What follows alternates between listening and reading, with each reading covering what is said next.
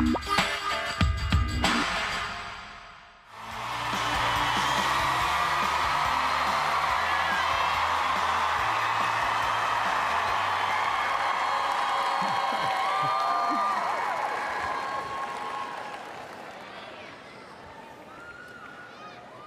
got the message. I've been an actor all of my life. In fact, I have no conscious memory of ever not being an actor. But while acting is what I do for a living, activism is what I do to stay alive. And I am often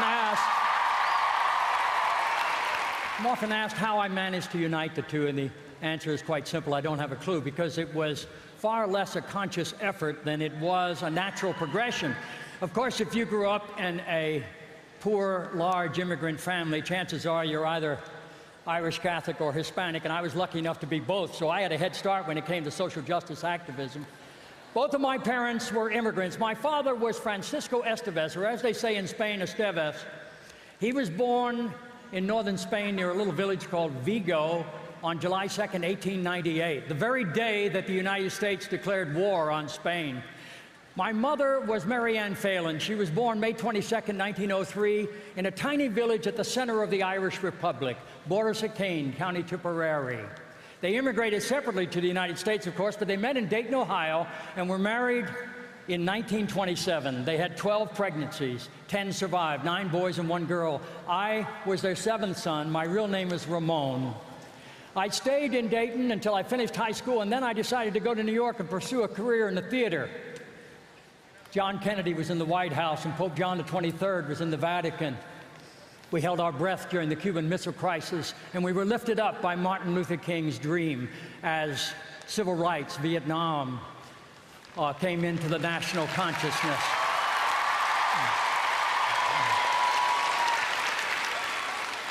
Then suddenly we lost John Kennedy, and we still don't know how or why, but it seemed the worst of the 60s was yet to come. 1968 started with the Tet Offensive in Vietnam and ended with the return of Richard Nixon. In between, we lost both Martin Luther King Jr. and Bobby Kennedy, and we lost them just 8 weeks apart.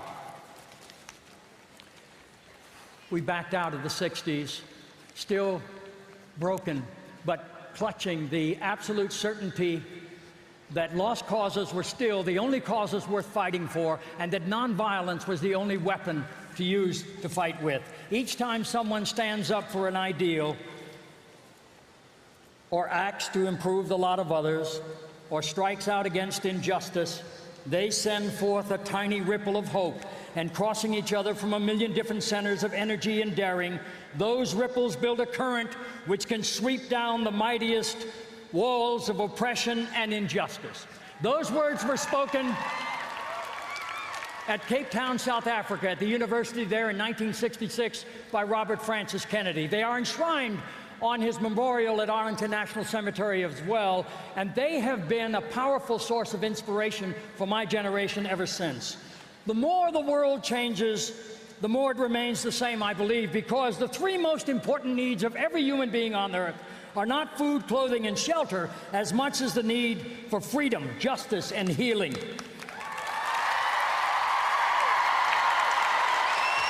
It is the gross inequality of food, clothing, and shelter that divides us, and the absolute necessity for freedom, justice, and healing that unites us. Clearly, we need a far more realistic understanding of who we are and why we're here in order to have an honest relationship with each other. Consider the following, please, from Earth as a Village by Philip M. Haster, Stanford School of Medicine. If we could shrink the Earth's population of over 6.5 billion people down to a single village consisting of 100 people, with all the existing ratios the same, it would look something like this. There would be 57 Asians, 8 Europeans, 21 Africans, and 14 people from the Western Hemisphere. There would be 52 women and 48 men. There would be 70 non-whites and 30 whites. There would be 70 non-Christians and 30 Christians. There would be no doctor, no nurse, no dentist, no hospital or clinic, and no school. There would be no safe drinking water. There would be no common language. There would be no electricity and no paved roads. There would be 70 people unable to read or write. There would be 50 people suffering from malnutrition. There would be 1 person near death and 1 person near birth.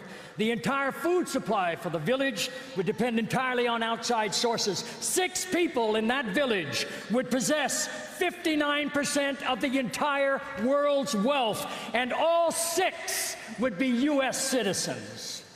There would be 1 college graduate, 1 TV, 1 computer, and the average person in that village would be a 13-year-old Chinese girl. Whether we choose to acknowledge it or not, we are all responsible for each other and the world, which is exactly the way it is, because consciously or unconsciously we have made it so. And while none of us made any of the rules that govern the universe, we do make all the rules that govern our own hearts. And we are all beneficiaries of those many heroic strangers who have gone before us over the centuries, who assure us that the world is still a wonderful and safe place despite our fears. And we're not asked to do great things, we're asked to do all things with great care.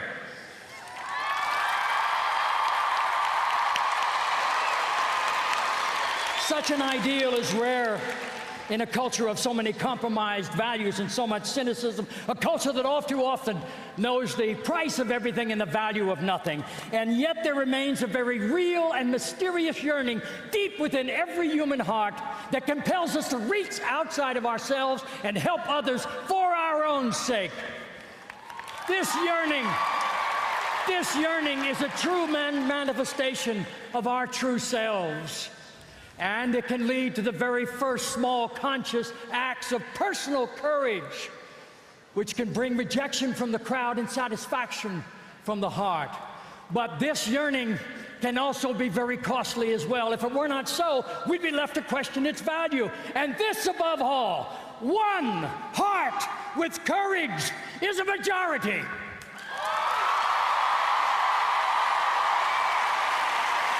Over the entire history of the world, every truth started as a blasphemy, and no one has ever made a contribution of any real worth without self-sacrifice, personal sufferings, and sometimes even death. The Irish tell a story of a man who came to the gates of heaven and asked to be let in. St. Peter said, "Of course, just show us your scars." The man said, "I have no scars." St. Peter says, "What a pity. Was there nothing worth fighting for?" My fondest wish for each and every one of you young people here today is that you will find something in your life worth fighting for, because when you do, you will have discovered a way to unite the will of the Spirit to the work of the flesh, and all of humanity will have discovered fire for the second time.